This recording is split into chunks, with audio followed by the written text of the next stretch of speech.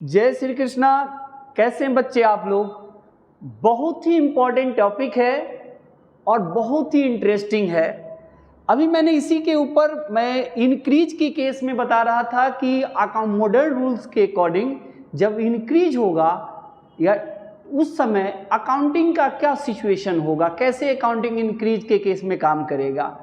और मुन्ना अकाउंटिंग जब डिक्रीज करेगा तो अकाउंट्स कैसे आप उस चीज़ को आइडेंटिफाई करोगे? बिल्कुल कैंसर। मैंने एक चीज़ आपसे सीखा है कि सिंपल चीज़ को ही रखा जाना चाहिए। क्या?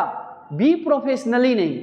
मुन्ना कहाँ बी प्रोफेशनली मैं बात कर रहा हूँ, मैं तो बहुत सिंपल, सभी बच्चे को समझ में आएगा ना मुन्ना। बिल्कुल, क्योंकि प्राइमरी स्टेज है। आते हैं सर, पिक्चर अभी बाकी है दोस्त, मजा आएगा इस कहानी के अंदर। बेसिक अकाउंटिंग टर्म में rules of debit and credit. आपको पता है कि मॉडर्न रूल्स के अकॉर्डिंग या अमेरिकन रूल्स के अकॉर्डिंग अकाउंट्स को इस तरीके से रखा गया। अकाउंट्स को डेबिट साइड में क्या क्या चीज रहेगा? एसेट्स। तो देखो डिक्रीज के केस में बोला है, यहाँ पर देखो डिक्रीज के केस में हमारा अकाउंट्स कैसे रिकॉर्ड होगा। Also the mention the nature of account on the basis of classification of क्या? अकाउंट्स। मतलब यहाँ पर मॉडर्न रूल्स या अकॉर्डिंग टू अमेरिकन भी बोल सकते हैं या इसको हम मॉडर्न रूल्स भी बोल सकते हैं। कौन से रूल्स पर? Modern classification of accounts. आइए सबसे पहले सर एसेट्स डिक्रीज के केस में बोला है। सर एसेट्स बढ़ता है, इंक्रीज करेगा तो डेबिट होगा और डिक्रीज करेगा तो देखो एरो नीचे की तरफ है, डिक्रीज करेगा तो क्रेडिट। एक्सपेंसेज इंक्रीज करेगा तो डेबिट और डिक्रीज करेगा तो मुन्ना क्रेडिट। लायबिलिटीज अगर इंक्रीज करेगा तो क्रेडिट और डिक्रीज करेगा तो डेबिट। देखो डिक्रीज के केस में है, सभी डिक्रीज के केस में बताया। रेवेन्यू इनकम इंक्रीज करेगा तो क्रेडिट और देखो एरो नीचे की तरफ है, डिक्रीज करेगा तो माइनस। कैपिटल इंक्रीज करेगा तो क्रेडिट और डिक्रीज। तो सर आप सिंपल बोलिए ना कि डिक्रीज के केस में अकाउंट्स का क्या पोजीशन होगा? अमेरिकन रूल्स या मॉडर्न रूल्स, दोनों सेम ही होता है। आओ सबसे पहले है बिल्डिंग का अकाउंट्स। सर बिल्डिंग क्या है? सर बिल्डिंग बिजनेस का एसेट्स है, रिसोर्सेज है। तो मुझे बताओ, मैंने बिल्डिंग लिख लिया और बिल्डिंग को मैंने एसेट्स बोल दिया। बिल्कुल। और मुझे बताओ एसेट जब इंक्रीज करेगा तो क्रेडिट और इंक्रीज करेगा तो डेबिट और डिक्रीज करेगा तो क्रेडिट। हाँ सर, नीचे की तरफ होगा और क्रेडिट हो जाएगा। बिल्कुल सर, एसेट्स मुन्ना डिक्रीज करेगा ना मुन्ना तो क्रेडिट में लिखने को मुन्ना। अच्छा, डिक्रीज करेगा तो क्रेडिट में लिखने को। ठीक है, तो मैंने लिख दिया। अच्छा मुझे बताओ, मैंने लिखा क्रेडिटर्स, तो क्रेडिटर्स क्या है? लायबिलिटीज है।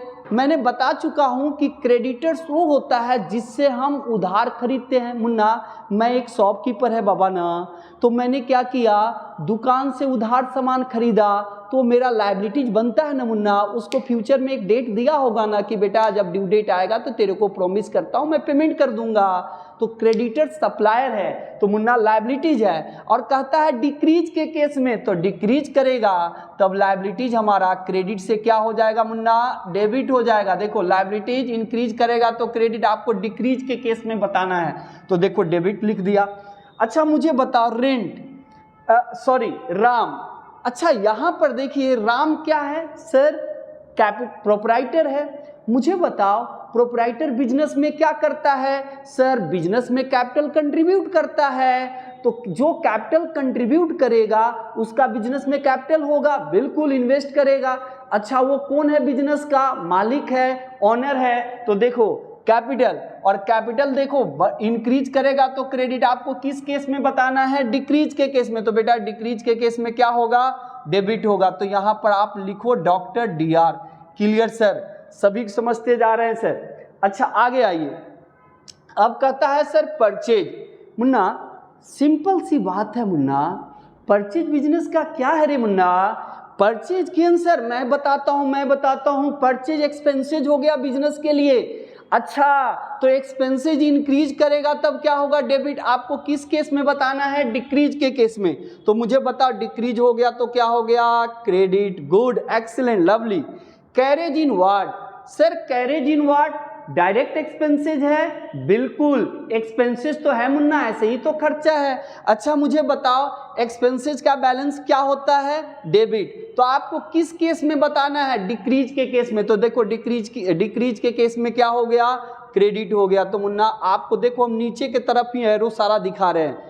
मुझे बताओ कैश क्या है, बिजनेस का एसेट्स है, लेकिन एसेट डिक्रीज कर जाए, कम हो जाए, डिक्रीज के केस में आपको अकाउंट्स रिकॉर्ड करना है। तो क्या होगा, एसेट्स बढ़ता है तो डेबिट, घटेगा तब क्या होगा, डिक्रीज करेगा तो क्रेडिट। वाह, रेंट रिसीव करना, सर ये सिंपल सी बात है, रेंट रिसीव करेंगे वो इनकम होगा, बिल्कुल रेंट मुझे आएगा, मकान को किराए पर लगाए हैं, पैसा आएगा। तो मुन्ना तो यहां पर तो बोलता है डिक्रीज के केस में बोला इनकम बढ़ेगा तो क्रेडिट और डिक्रीज होगा तो क्या होगा, डेबिट। तो आपको क्या लिखना पड़ेगा बेटा, debit. Clear. Interest payable account. अच्छा मुझे बताओ इंटरेस्ट पेबल का मीन्स क्या होता है, पेमेंट करना है, किए नहीं है, लेकिन यहाँ तो कहता है भैया डिक्रीज के केस में बता दो जब इंटरेस्ट कम होगा। अच्छा, जब इंटरेस्ट पेबल डिक्रीज हो जाएगा, लायबिलिटीज कम हो जाएगा, तब बेटा हमारा लायबिलिटीज क्रेडिट से क्या हो जाएगा बेटा, डेबिट हो जाएगा। क्लियर है। इसका मीन्स है कि सर बच्चे को दिमाग में आ गया, कीप योर माइंड।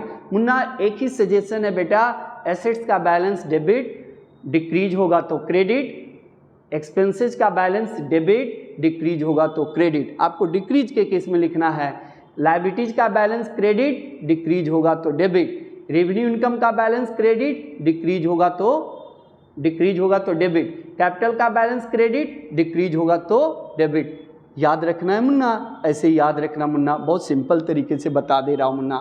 चल, इंटरेस्ट पेबल हो गया, रेंट रिसीव। अच्छा Munna bank overdraft, sir bank overdraft liabilities है, मैंने बैंक से एक्सेस मनी विड्रॉल कर लिया, लेकिन यहाँ कहता है डिक्रीज के केस में, तो लायबिलिटीज बढ़ता है तो देख मुन्ना क्या है, क्रेडिट, और डिक्रीज होगा तो क्या होगा, डेबिट। तो आपको डिक्रीज के केस में लिखना है, लिख ले बैंक ओवरड्राफ्ट। ठीक है मुन्ना। डेटर्स कौन है, सर एक शॉपकीपर उधार अपने दुकान से सामान अपने कस्टमर को बेचता है, कैश में भी बेचता है, उधार में बेचता है। सर क्रेडिट में जो सेल करेगा तो मुन्ना फिर उसे पैसा मिलेगा ना मुन्ना, मिला नहीं है, मिलने वाला है, डेटर्स है। तो डिक्रीज के केस में बोलता है, तो डिक्रीज के देखो एसेट्स बढ़ता है तो डेबिट और घटेगा तो क्रेडिट। तो मुन्ना यहाँ आपको डिक्रीज के केस में बोलना है। अच्छा मुन्ना मुझे ये बताओ कि सर एक चीज़ मैं आपसे एक चीज़ समझा है कि सर एसेट्स अगर